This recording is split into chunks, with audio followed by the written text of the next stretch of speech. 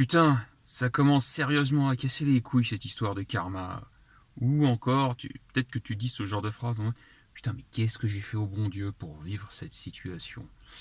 Euh, Est-ce qu'il n'y aurait pas un meilleur moyen de vivre cette putain de vie ou d'arranger mon karma?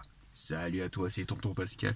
Et aujourd'hui, on va parler voilà, de cette... J'avais envie de te partager une anecdote autour de cette notion de karma. Ou plutôt, moi, de ce que j'appelle tout simplement la loi de cause à effet. C'est le karma.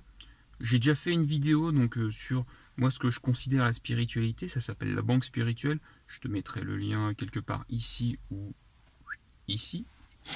Et en fait, j'ai une anecdote à te partager et un petit twist en fait qui m'a permis d'apprécier ou de comprendre ce que c'était aussi vraiment le karma et surtout comment réagir parfois face à des situations. Tu te dis putain mais qu'est-ce que je dois faire?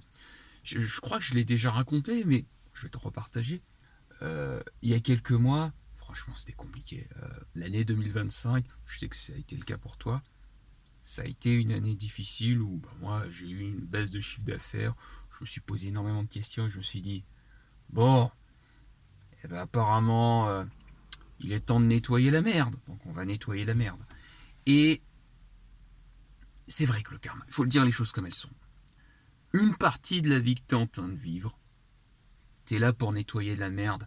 Non seulement celle que tu as faite, mais également celle de ta lignée génétique, c'est-à-dire celle de tes ancêtres, et celle de les ancêtres pas seulement tu vois de tes parents, tes grands-parents, mais aussi de beaucoup plus loin.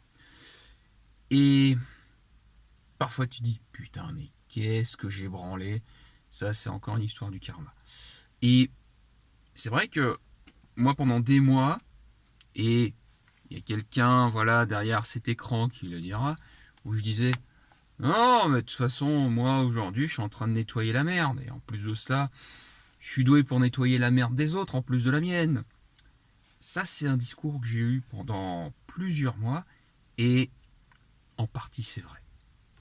Il y a des personnes, peut-être que t'en fais partie, qui sont plus douées ou qui sont, j'allais dire, programmées pour nettoyer la merde des autres. Moi, c'est tellement programmé que ça a été mon métier, nettoyer la merde des autres, puisque j'étais aide-soignant. Donc, comme je dis si souvent, euh, faut sortir les doigts du cul, mais comme je le dis souvent, moi, c'est souvent rarement le mien. Parole d'aide-soignant, hein. Et pendant, tu vois, des mois, je me disais, putain, je nettoie la merde, je nettoie la merde. Et peut-être que t'as aussi ces paroles où tu dis, putain, mais qu'est-ce qui m'arrive? Putain, Putain, qu'est-ce que j'ai fait au bon Dieu? Putain, je dois encore nettoyer mon karma. Ou... Alors, ah oui, putain, alors le truc à la mode aussi qui me plaît, c'est... Non, mais tu sais, j'ai vécu une relation karmique avec cette personne. Oh putain. Avec ma définition du karma, je fais... Si tu as vécu une relation karmique, c'est que... Un, tu as vécu une relation de merde. Mais surtout deux, ça veut dire que l'un et l'autre, vous deviez nettoyer de la merde chez l'un et chez l'autre. C'est pas ce qu'on a envie de vivre dans une relation, donc non, relation karmique, on va éviter. Et moi, il y a un twist. Moi, il y a vraiment quelque chose qui m'a permis de comprendre, en fait, ce qui m'a permis, en fait, d'apprécier la notion de nettoyer, en fait, c'est le rangement. Oui, alors tu vas me dire, c'est improbable, que fait la notion de rangement? Eh ben, je vais t'apprendre un truc, c'est que j'ai découvert en fait depuis quelques années, et notamment grâce à un ami, le saint-père des étagères et des classeurs. Je ne dis pas encore son nom, mais j'espère un jour que je l'aurai en interview. Donc, grâce au saint-père des étagères et des classeurs, j'apprécie en fait, j'ai compris que je suis un geek du rangement.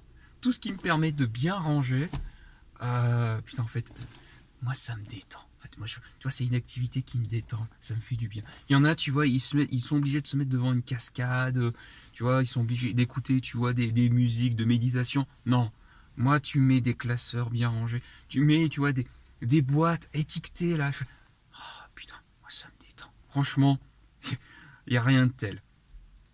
Et ce qui s'est passé, c'est que j'ai commencé à ranger et j'ai commencé à remettre de l'ordre d'abord dans ma paperasse. Et peut-être qu'un jour, je ferai une interview où on en parlera de cette célèbre méthode pour ranger sa paperasse. Et j'ai commencé aussi à ranger, notamment aussi, j'utilise un logiciel également qui s'appelle Obsidian qui permet aussi de ranger ses connaissances. Et j'ai commencé à mettre de l'ordre dans, on va dire, dans ma vie, dans ma paperasse, dans mes notes. Et j'ai compris en fait que nettoyer la merde, c'était également mettre de l'ordre et ranger. Et si aujourd'hui tu as l'impression que putain c'est la merde ou j'ai pas l'impression d'avancer, fais un peu de rangement. Ouais, c'est bizarre, mais fais du rangement. Mets de l'ordre dans ta vie et ça peut commencer, pour moi ça a été la paperasse, mais mets en place quelque chose qui permet de mettre de l'ordre. Et aujourd'hui, moi ce qui me permet de nettoyer la merde, c'est de ranger.